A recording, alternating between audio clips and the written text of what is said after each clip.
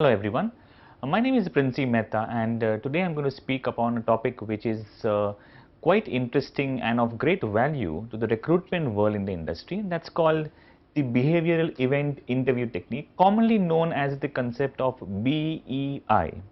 Now let's look at what BEI is all about, but before that I would like to just explain the concept and how it's come. In the corporate world, it's very common that people are recruiting, taking an interview to select a candidate. Yes, that's what's going on from say last 100, 200 years.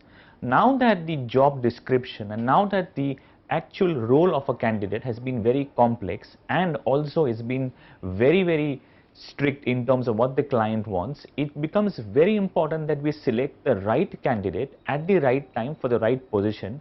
But more importantly, how do we judge that term called rightness? That's why we use a term called selecting the quality employee for a quality organization. BEI is an interview technique. In recruitment, there are several techniques to take an interview. You can meet a person, know from the person what he or she is doing. You can see his CV, gauge what his qualifications are, and we can also go ahead and do a teleconferencing. But in the entire concept of interview, as the word suggests, the word interview is to gain an inner view within the candidate's profile to know what he has done. On the CV, you have the basics, the name, the address, the qualification, past experience, but can we get something more into it? That's what the BEI is all about. The BEI technique typically is to identify and assess the competencies of a candidate for a particular job or a role. Next, it's to gain information about a candidate's past performance and accomplishments that relate to the target job. When we say target job, it means what role or job he is going to do in your organization. And that's extremely important for the person who is taking the interview to gauge it at the entry level for the candidate. Whether you are seeking to hire, retain or reassign the candidate based on the premise that a person's past behavior is the best predictor of their future performance, this powerful technique is widely used also for identifying employees for further development. As we proceed in this session, we'll come to know what this relates to, but the key line is somebody has performed in the past. Can that be taken as a factor to measure his capacity to do something in the future? That's what the name is, behavioral event interview. What was his behavior during a circumstance, an event, a job? That will give us an idea as to how he will do in the future. So this interview technique is all about knowing from the candidate what he is capable to do, not what he is going to do, not what he should be doing. That's not important. What he is capable to do, has he displayed those capabilities in the past? And if yes, can we get something from that to predict how good he or she will be in the near future? BEI includes, of course, as I used the word competency in the last session, competency-based selection interviewing techniques. What is competency? Now, this term has been coming up quite a lot, especially in the industry for the IT-related term, manufacturing, retail. We use the word competency. It was not there 20 years ago. In 20 years ago, we used to ask people, what's your qualification? What's your experience? Come, we have a job for you. We will train you on the job. Keep on working. And that's why we have seen that people have been working in one single company for almost 20-25 years. For example, people at the bank level have joined at the junior clerk level, junior assistant level, and they have resigned or they have actually put their position for 20-25 years. And then they have retired from the firm being a head cashier or being a senior manager. Because nobody was gauging that in those 20-25 years, can an employee display more competency? What's competency? If we took the actual term, it means observable abilities, skills, knowledge, motivations or traits defined in terms of the behaviors needed for successful job performance. Let's pay attention on the word observable. Let's pay attention on the word traits and behaviors needed, which means what behavior do I display that I can do this particular job. Competency is a term that describes a pattern or cluster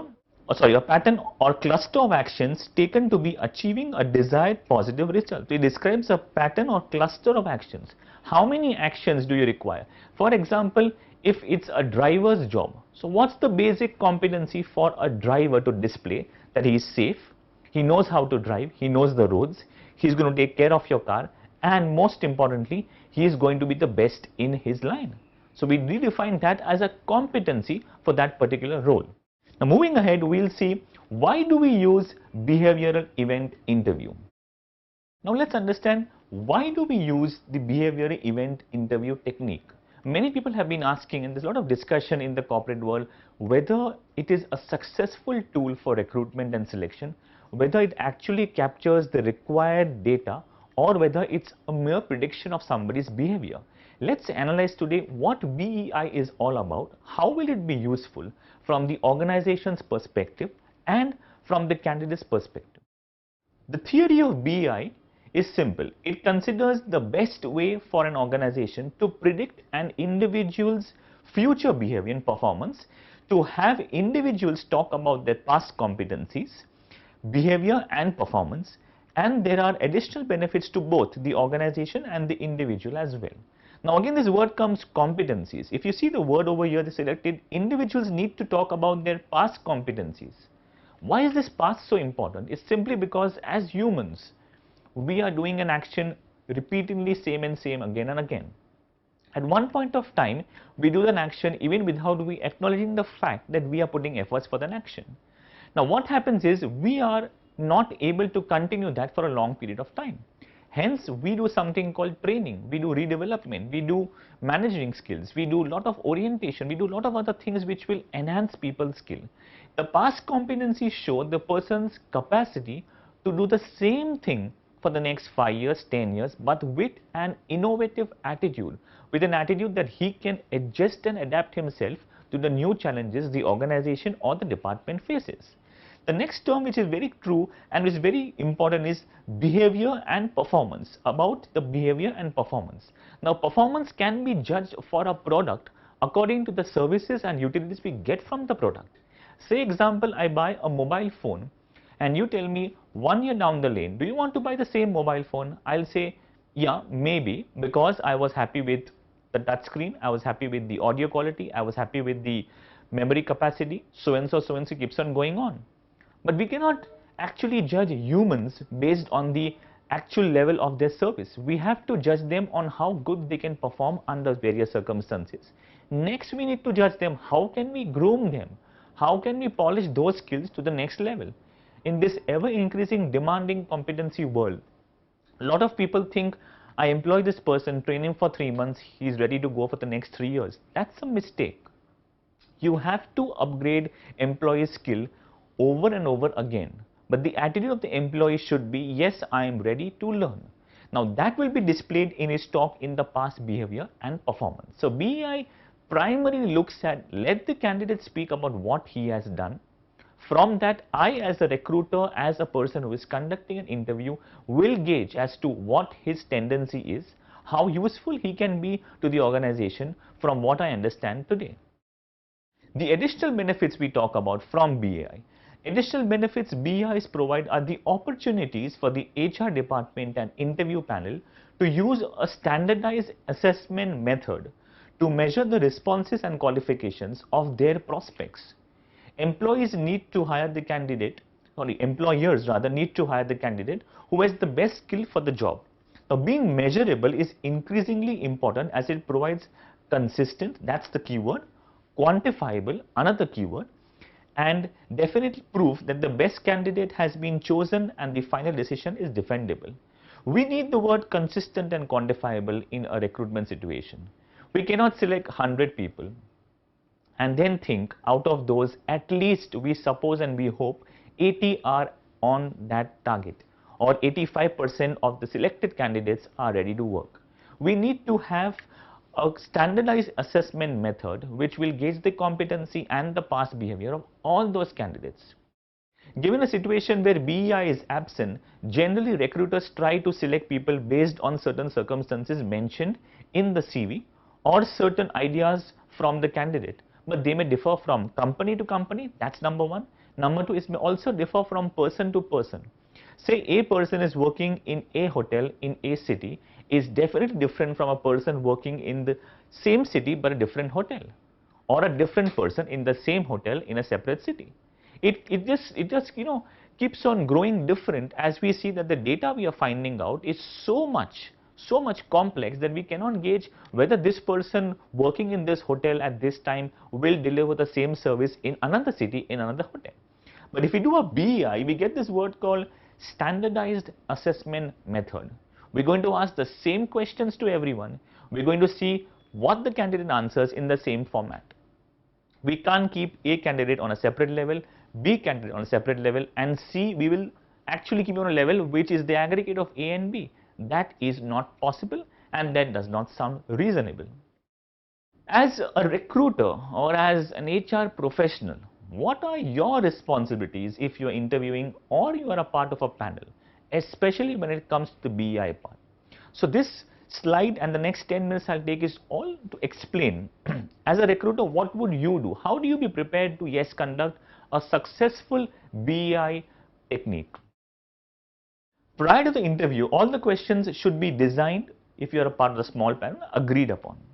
So definitely you cannot sit and say, okay, when this candidate comes, I'm going to think of asking him these questions. That thought should be crystallized in your mind the moment you have called a candidate. It has to be much before.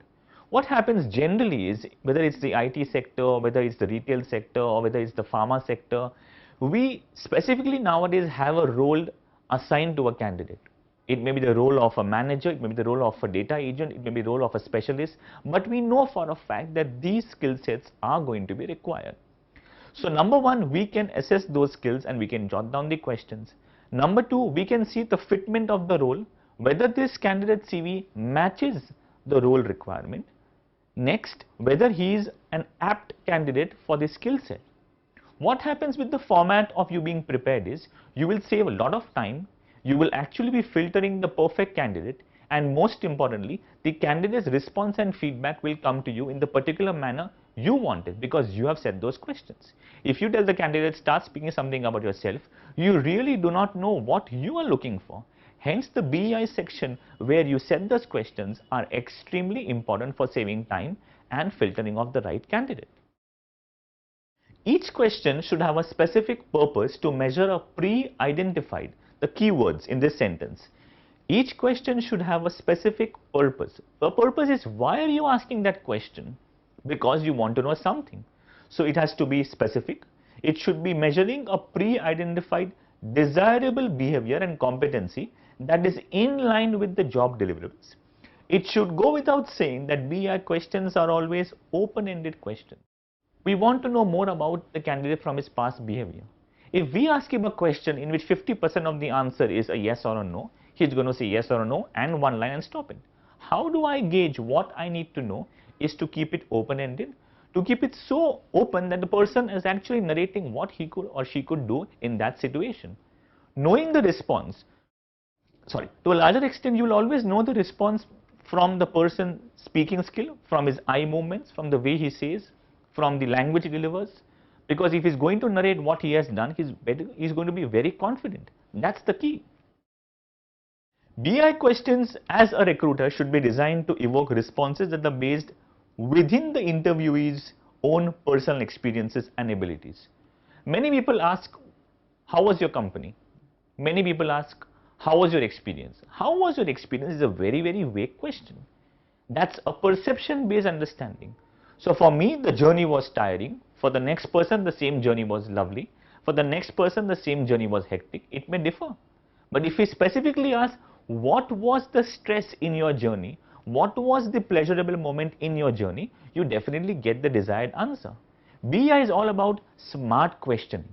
It's all about trying to ask questions which are relevant, which are factual, and which give you an insight. It saves you time, cost, and it gives you the best employee, the best result. Then hopefully the interviewee will offer concrete examples of the past achievements. In this is written hopefully, but I am so sure from my experience that you will definitely get concrete examples. Somebody cannot narrate a story without an example. He or she will try to buffer up or make something, you can make out that that's false. But something which a person says, yes, I know this figure, I studied on so and so night, I gave the exam on so and so night, I gave the exam on so and so day, it's all going to be factual with data. Same way, a person will give you the entire history of his actions with time, data, loss, profit, whatever be the situation, and how he or she has achieved it. The interviewers must also review and agree upon the measurement form they will use during the interviews to take notes and measure each interviewee's technique. You will have a form. Generally what we do is we keep a form ready with you saying this person will respond in this manner. What happens is, say today I am taking an interview from say morning 9 o'clock to evening 5 o'clock. I may actually meet 10, 20 candidates. It's not possible for me to actually store it and say I remember what he or she said. The best way to be foolproof on that, keep your paper and pad ready, keep your question form ready, keep your answer slip ready, and just write it down what he or she has said. This way the candidate also in the future or in the next round will not be able to deny, and if he or she denies, then there is something definitely fishy. So you can filter him off and you can keep your safe bet on some other candidate. So what's your responsibility? In short, I will just take you through this again. Prior to interview, design your question panel. Your questions should be in the desired behavior competency, knowing what the person has done. So you should be having a specific purpose. You want to know what he or she has done. So the purpose to the person who makes the question has to be 100% on track. You cannot be vague in your questions. When you're vague in your questions, you're going to be vague in your answers. So that's the key. Next is BA questions should be designed so that you evoke responses that are based within the interview's own personal experience. So again, it's bringing out the history from the candidate. If these 2 points are successfully carried out in a BEI, definitely it's going to give you a positive and a definite positive result. Now, how do you usually analyze the person or position to be filled in?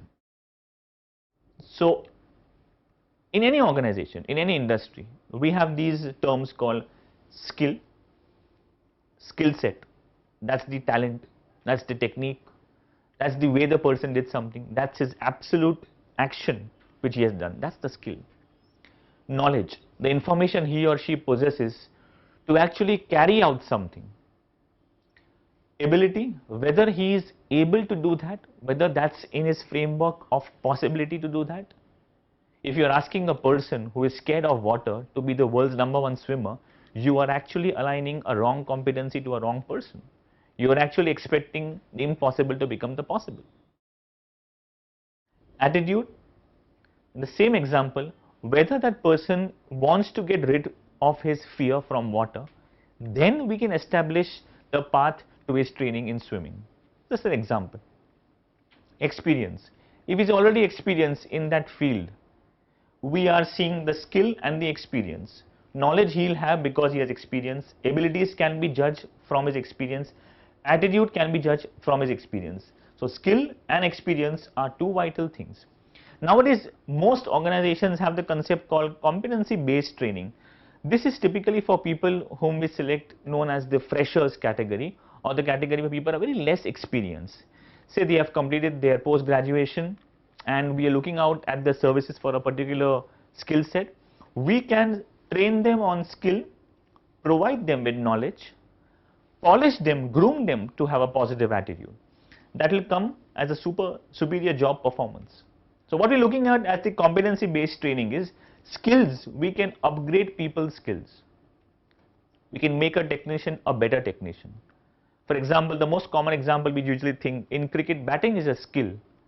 There are so many batsmen in the world who have come and who have displayed the best skill, but some people have done it extremely elegantly. Some people have been really master players, and we like to see them. Even in the replay, we keep on seeing them only because the way they carry out the skill. Yes, a boundary is a boundary, a 4 is a 4, but the way they have hit that ball has got an elegant style. That style, that skill to take it at the next level, that can be groomed, that can be shaped. What's there in the knowledge section? Oh my God, it's a big ocean.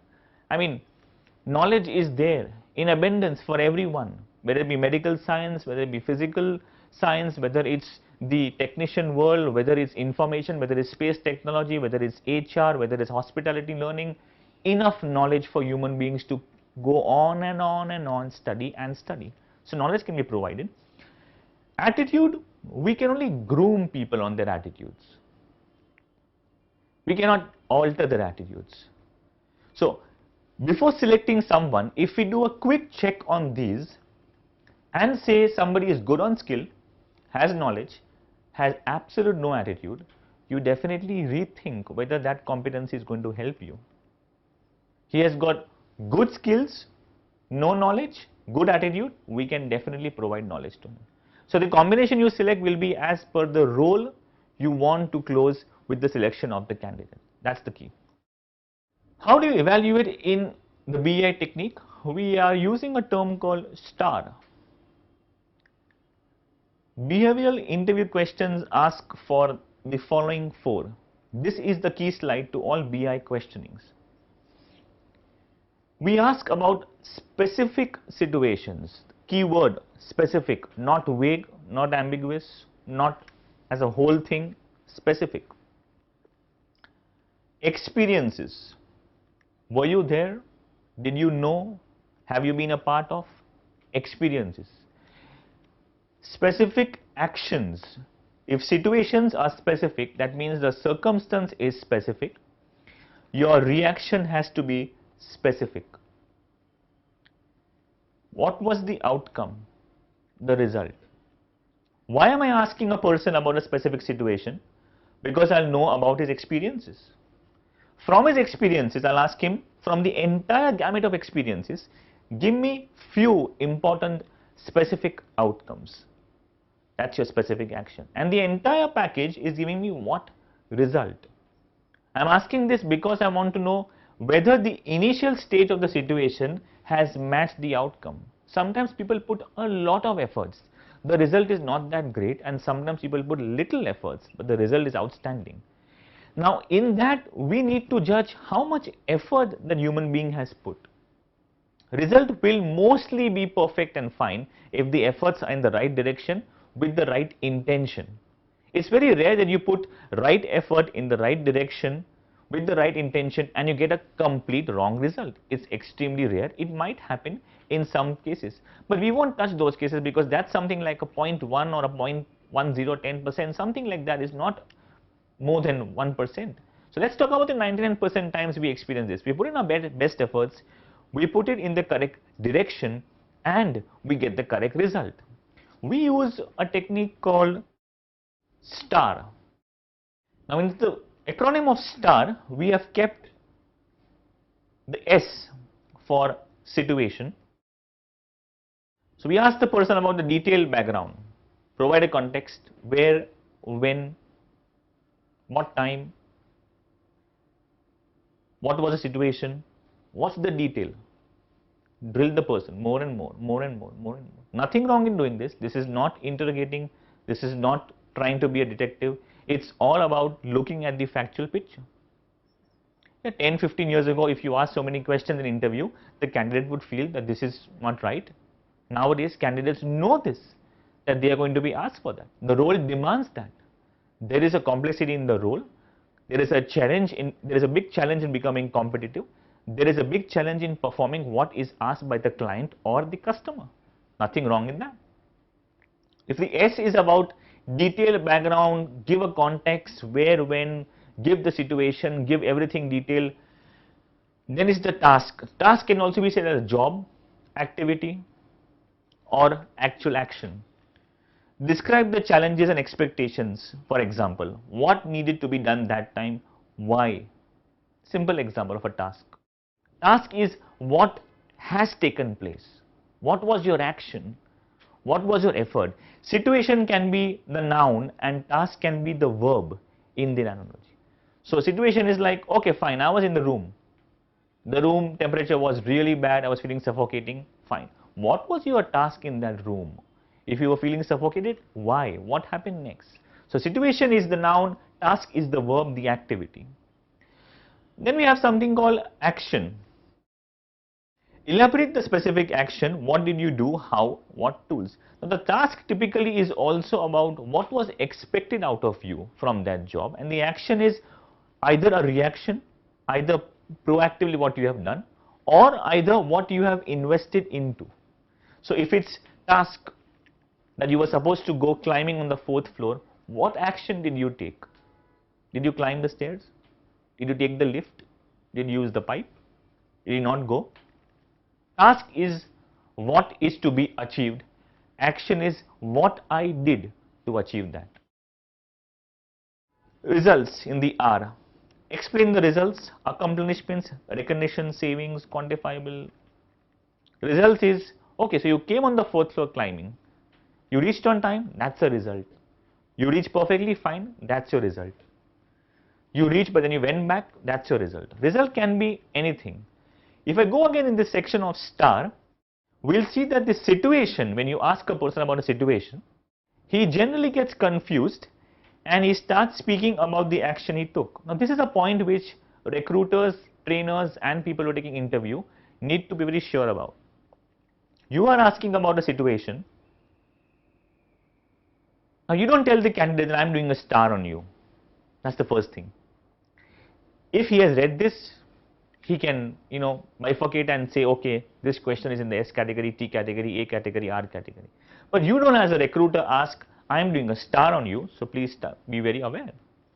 But the thin line between these things is that if you are asking the question on situation, he is answering you something on action, you presume that to be the result, you will miss out the sequence and actually you will be surprised to know that the answer you have got is not what you were expecting. And you will think this is not the right candidate. But the fault lies in the sequence of asking the question or the perception of the answer. So when we are training people on how to do a BEI or how to take a BEI technique or how to take a behavioral interview, we actually want to train people on how do you ask the question, how do you perceive the answer, is that answer in line with what you were expecting. Do you see that if you could have answered that question in some different way and got the same answer? A lot of combinations. Another risk which people generally face is when they are talking about the task, they don't actually evaluate whether the task was achievable, whether the task was given by somebody who had already completed that task, or whether the task was only to test the ability of the candidate. This generally is in the factory section, the factories, the mills, the compounds where people are working. Nowadays you cannot measure that permanently because most people are working on systems, machines. So a machine is packing a bottle, sending the bottle to the next row, then somebody is labeling the bottle, it goes out. That's the task done. So a supervisor's job is not to see how good the machine is working. The supervisor's job is to see the people who are operating on the machine, are they well versed with the operation level? Has the bottle which has come out met the standards of the quality required? That's his task. But people get confused and say, how was the machine working? What was your contribution to the machine working? It doesn't help. It just doesn't help. Another risk people don't realize is there may be sometimes that the candidate starts with the result. When you ask him a situation, when you ask him from the star, average, I've seen what happens is, from the STAR, you ask anything between S, T and A, situation, task or action, generally candidates come out with the result. And then you do not know, because you got the answer, you got the result, and you're also happy psychologically, yeah, the result is achieved, so I'm not really concerned what he did. That's a mistake. That's why we have to specifically put the questions in the category. And that's why it's extremely important that you as a recruiter, you as an interviewer, know what you are asking. If you're asking for situations, repeat the question. If the candidate goes on TAR for an S, no, tell him I'm looking for the situation. When you've asked him for the task, if he's saying what your action is, he is not understanding your question. Simple. Be aware of this. Star will take care of its own self.